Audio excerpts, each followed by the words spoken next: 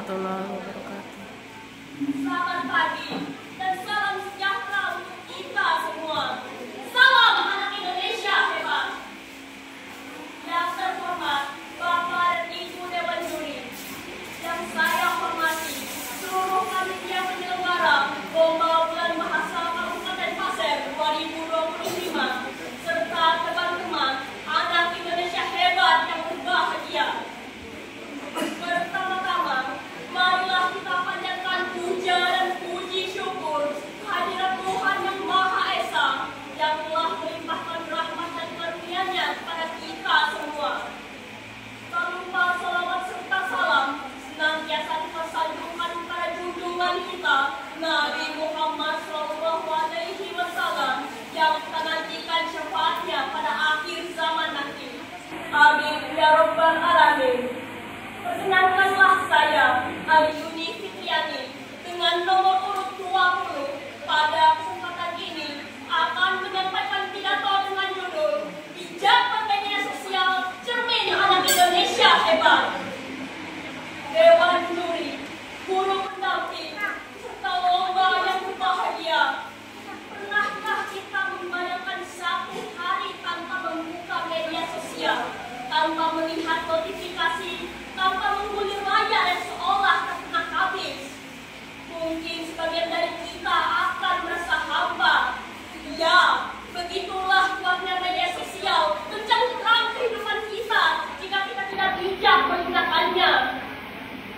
Hadirin yang saya hormati, pernahkah kalian mendengar sebuah kutipan yang mengatakan anak hebat bukan yang viral karena sensasi, tapi yang dikenal karena inspirasi? Kutipan ini mengingatkan kita bahwa di era digital, ukuran hebat bukan lagi seberapa banyak pengikut di media sosial, melainkan seberapa besar manfaat yang kita berikan bagi sesama. Faktanya, survei Asosiasi Penyelenggara Jasa Internet Indonesia (APJI) tahun 2024, lebih dari 90% pelajar di Indonesia aktif menggunakan media sosial setiap hari.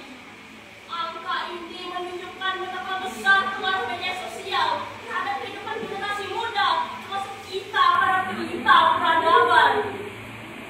Hadirin yang berbahagia, ibarat kuas isi mata uang, media sosial dapat bermanfaat bagi kita untuk memudahkan berbagai informasi, ruang terbuka untuk berpendapat, serta memudahkan komunikasi.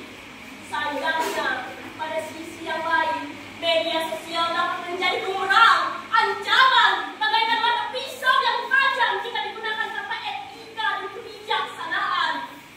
Kita lupa bahwa setiap kata yang kita tulis adalah cermin kepribadian kita. Lalu, apa yang harus kita lakukan? Hadirin yang saya hormati, kita dulu diajarkan pepatah, mulutmu harimaumu. Tapi kini, di era digital, pepatah itu berubah menjadi jarimu adalah harimaumu. Satu komentar kasar, satu unggahan yang menghina bisa berujung panjang. Menurut data dari Kementerian Kominfo, lebih dari 5.000 laporan ujaran kebencian masuk setiap tahun. Maka dari itu, kembali saya katakan dengan tegas, bijak di media sosial bukan pilihan, tapi kewajiban. Tebarkan semangat, bukan caci maki, karena di balik setiap akun ada hati manusia yang juga ingin dihargai. Hadirin yang saya banggakan, Bung Karno, sang proklamator bangsa, pernah berpesan bahwa bangsa yang kuat bukan hanya bangsa yang kuat ototnya, tetapi bangsa yang kuat jiwanya, semangatnya, karakternya, dan pikirannya. Di era digital ini, kekuatan itu bukan lagi di medan perang, tetapi di dunia maya. Di sanalah dua bangsa kita diuji. Apakah kita mampu menjaga etika, sopan santun,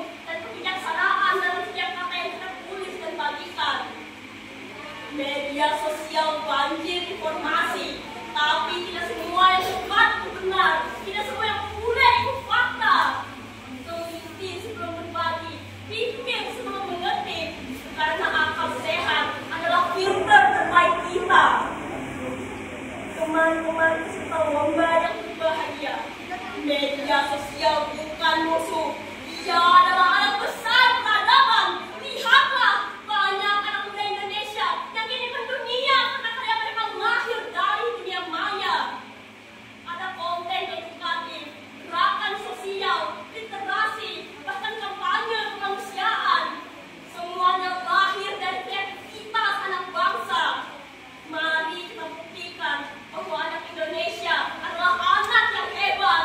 Hebat karena berbudaya, hebat karena beretika, hebat karena bijak dalam bermedia sosial.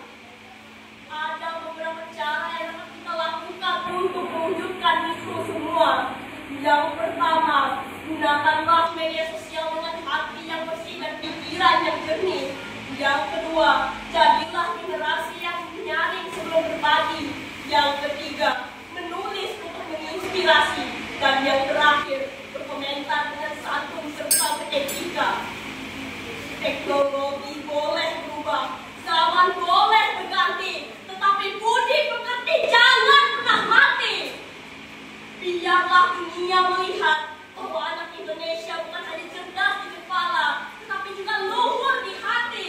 Dan biarlah dari jari-jari kita lahir peradaban yang santun, beretika, dan berjiwa Indonesia sejati. Sebelum saya akhiri, izinkan saya menyampaikan pantun. Berita jangan sembarang, saling lurus sebelum sebar. Anak Indonesia bijak dan cemerlang. Media sosial pun menjadi pengantar gemar belajar.